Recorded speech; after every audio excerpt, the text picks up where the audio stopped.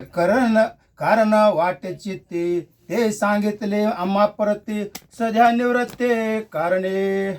एक मोबाईल महाग घ्या बुक माझ्या मागं 2 वगैरे घ्या. हा म्हणजे थोडी लिंक तो ताई घ्या. 41 पासून घ्या 41 विचारलं ना पूर्व बर्मे वरत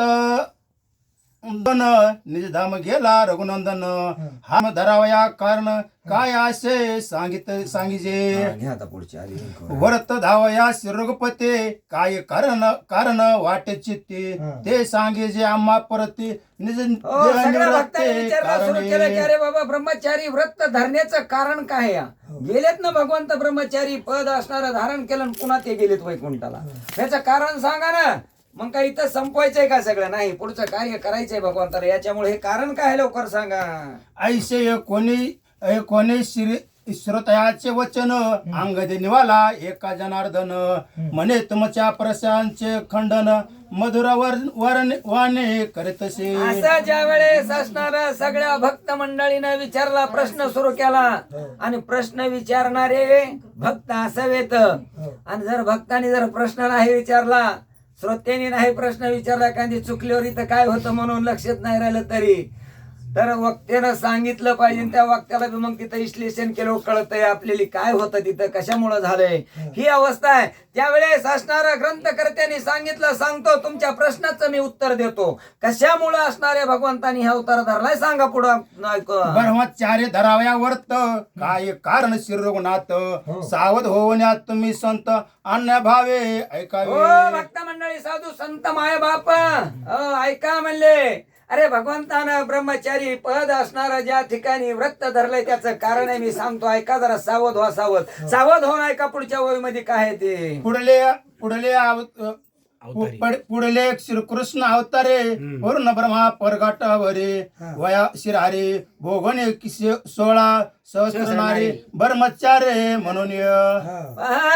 आता पुढचा अवतार घ्यायचा 8वा अवतार श्री कृष्णाचा अवतार घ्यायचा. राम अवतारामध्ये केलेलं कार्य संपलं आणि आता हे जी असणार व्रत धारण केलंय 16,108 एवढ्या भोगोनी पुन्हा ब्रह्मचारी राहायचंय. मग याच्यामुळे हे अवतार धरले. आता हे भगवंताच्या लीला जर आपण बारकाईने जर काढीत बसलात तर त्याच आपल्याच्यानं कधीच अरे ज्या वेदाला कळालं नाही, ज्या शेषाने त्याचं वर्णन करायला गेलं त्याच्या जिबीचे तुकडे झाले, त्याला सुद्धा नाही वर्णन झालं. 18 पुराण त्या ठिकाणी असणारे थकले पण नाही जमलं. पण आता इथं जसं जमल तसं सांगतो की का त्या ठिकाणी असणारा कृष्णाचा अवतार घ्यायचा भगवंताला. हे अवतार राम अवतार संपला आणि तिथं असणाऱ्या सगळ्या ज्यांनी आता ते सांगितलेली कथा सांगत बसायला उशीरच व्हायला लागला इथं. अरे सगळे असणारे ऋषीमुनी आले होते का तर भगवंत प्रभू रामचंद्राच्या पायाच्या स्पर्शाने असणारी अहिल्याचा उद्धार झाला आणि दगडाची शिळा स्त्री झाली. आणि मग स्त्री झाल्याच्या नंतर सगळ्यात ऋषीमुनीला वाटलं होतं चला म्हणले आपण बी त्या रामाकडे जाऊ का. म्हणले जर आपल्याला काय करावं लागल. आता त्या बी काळात आताच्या वेळी झालं तर मला वाटतं स्त्रियांची संख्या कमी होती मामा. म्हणून ह्यांनी दगड घेतले आणि दगड घेऊन रामाकडे गेले. रामा रामा रामा आता आम्हाला लग्न करायचं पण स्त्रियाचं नाही तर कुणा सोबत करायचंय. हे आम्ही एक एक दगड घेऊन आलो, तुम्ही काय करा. आता हे आम्हाला स्त्रिया करून द्या म्हणण्यापेक्षा म्हणले तुम्ही आम्हालाच बायका करून घ्या असं सांगितलं. हे म्हणण्याचा उच्चार झाल्याबरोबर भगवंताने सांगितलं होतं ह्या जन्मामध्ये नाही. थांबा थोडं सांगू द्या एवढ्यात आलंय जरा देवामध्ये. मला ह्या जन्मामध्ये काही जमणार नाही म्हणले. एक पत्नी, एक बाणी, एक वचनी असं माझं व्रत आहे. मी तुम्हाला बायका करून घेईन पण पुढच्या अवतारामध्ये. आणि म्हणून भगवंताला ह्या असणाऱ्या गोकुळामध्ये गवळणी जी आल्या गवळणीच्या रूपानं आणि ह्या असणारे ऋषीमुनी होते आणि त्यांचा मनाचा मनोरथ पूर्ण करण्यासाठी भगवंताला कृष्णाचा अवतार घ्यावा लागला आणि त्याच्यामध्ये त्यांचं मनोरथ पूर्ण करावं लागलंय. भोगोनिया भोग अभोगता आईशी प्रगट करावा एक कथा उल्हास थोराच्युता दाखविता निज महिमा. अरे तो भोगताय त्याला काय करता येत नाही. मला सांगा एवढं करून तो पुन्हा ब्रह्मचारी पद त्यानं असणाऱ्या जागेवर राहिलो दिलं नाही. आणि तोच असणारा भगवंत कोण कृष्ण भगवंत आहे तो त्या टायमाचा. आणि त्याच्यामुळं ती प्रगट करण्यासाठी, नाही तर तुमची आमची ताकद आहे का बरं सांगा बरं. उगा कुणी बी जायचं आणि जर म्हणले किंवा 2 बायका केल्या होत्या, पहिलीला लेकर बाळ व्हायना म्हणून दुसरी केली, आणि नाही पण मी आता संन्यासच घेतला. लोक म्हणते तुला येड लागलं का काय, 2-4 लेकर बाळ झाल्यावर संन्यास घेऊन बोंबलत चालायचं, हे लेकर बाळायचं काय, कुणी म्हणेल का त्याला संन्यासी आता.